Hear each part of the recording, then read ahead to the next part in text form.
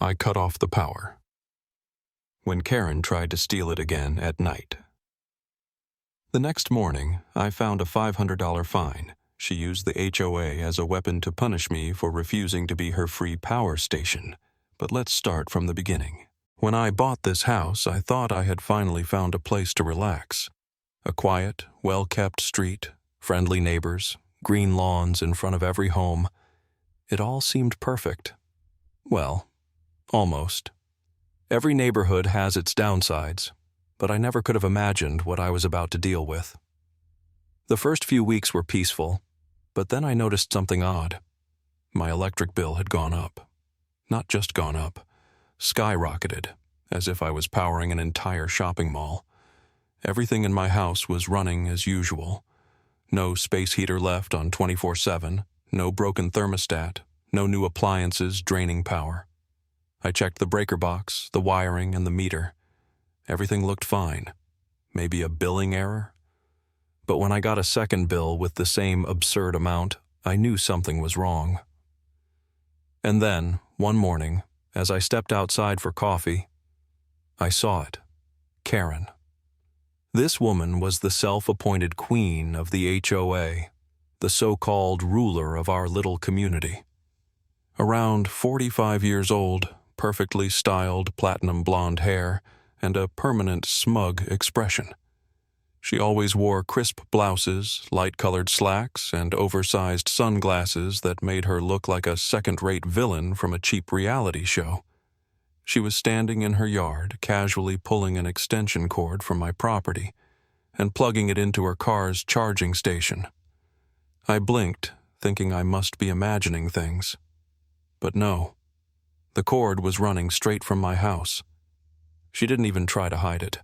I stood frozen, watching her lazily toss the cord over her fence like it was the most normal thing in the world, as if I had signed up to be her free Tesla charging station. What the? A mix of emotions flooded me. Confusion, outrage, and yeah, a little bit of shock. I didn't even know this was a thing people did. Just plugging into someone else's power like we lived in a dorm? I stormed over to her, barely containing the rage bubbling inside me. "Karen, what the hell are you doing?" She turned to me slowly, pushing her sunglasses up onto her forehead. "Oh, hey," she said, like we were just chatting about the weather.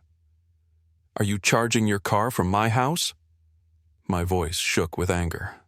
She looked at me like I was some kind of annoying insect. "Oh, it's temporary." She waved me off like I was complaining about a minor inconvenience. "You're paying for electricity anyway. What's the big deal?" My stomach dropped. She actually said that? I stared at her, trying to comprehend the sheer audacity. She was straight up stealing my electricity, and she wasn't even trying to deny it?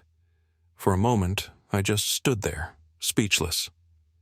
"Karen," I started, but I didn't even know what to say. Because at that moment, I realized this wasn't over. I wanted to believe this was a one-time thing, that maybe Karen just didn't think it through, that for some reason she thought this was fine, but after I confronted her, she would at least slow down. But no. The next morning, the extension cord was back, slithering from my house to her charger. The next night, it was there again. She wasn't even trying to be sneaky. She'd just walk outside in her comfy robe, plug in the cord, and go back inside like it was her God-given right.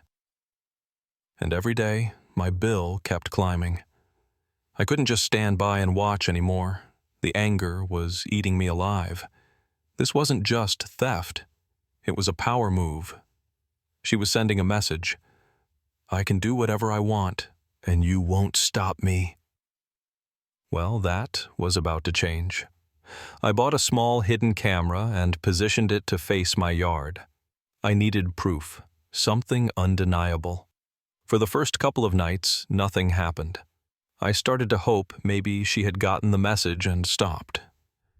But then, at exactly 2:30 a.m., I got a notification on my phone. Motion detected. I pulled up the footage. And there she was.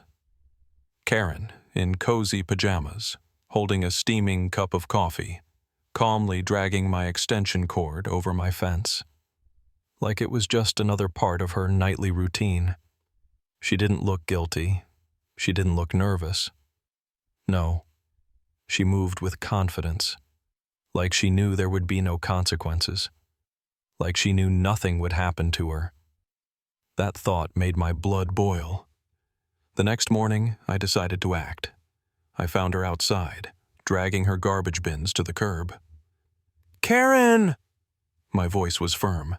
She turned and sighed, like I was already exhausting her. "Yeah?" "You're stealing my electricity. I have it on video, Karen." I pulled out my phone and showed her the footage. She glanced at the screen and smirked.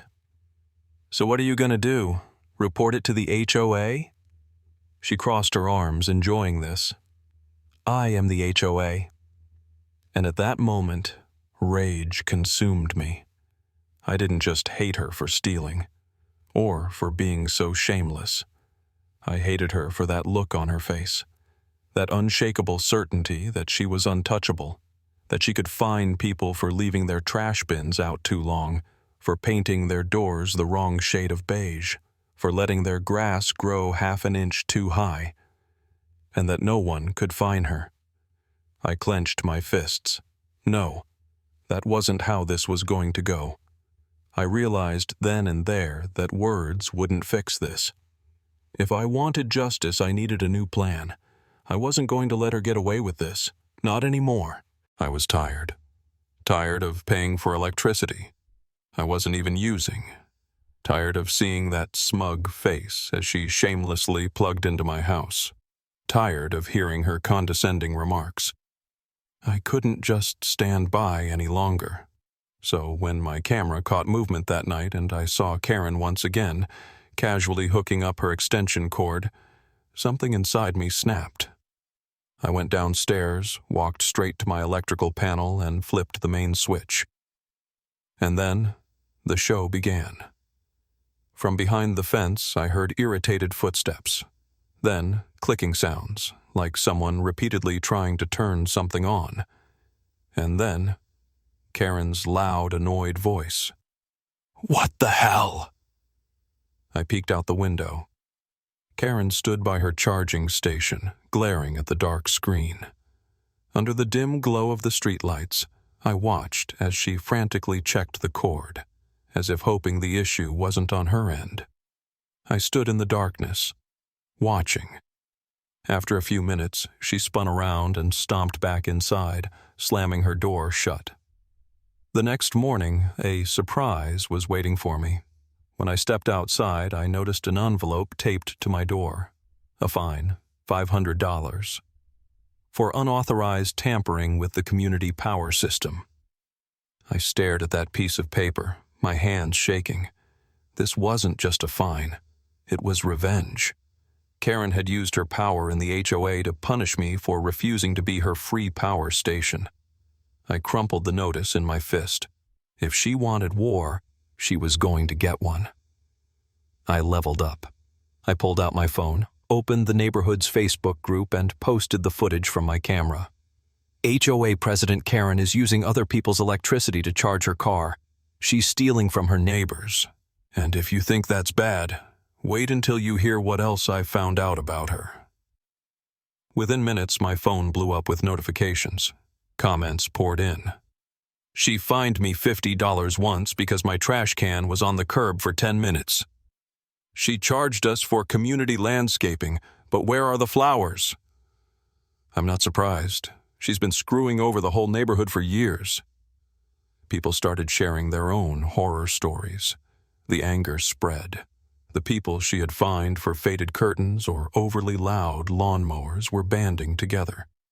And as I read through it all, I realized I hadn't just started a fight. I had started a revolution. But this was only the beginning. A week passed.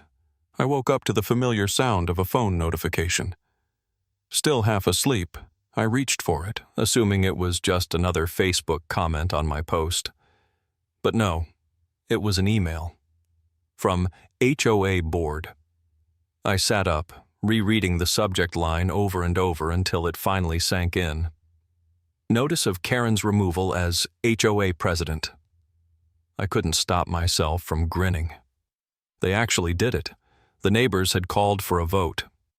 After the scandal I unleashed on social media, the entire community turned against her. Turns out, I wasn't the only one she had been robbing.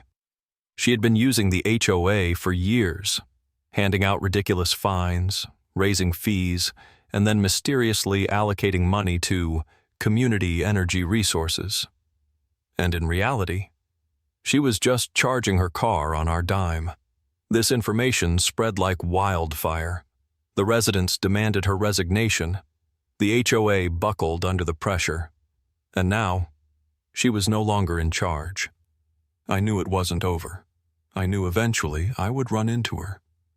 And sure enough, as I was coming home from the store, I saw her.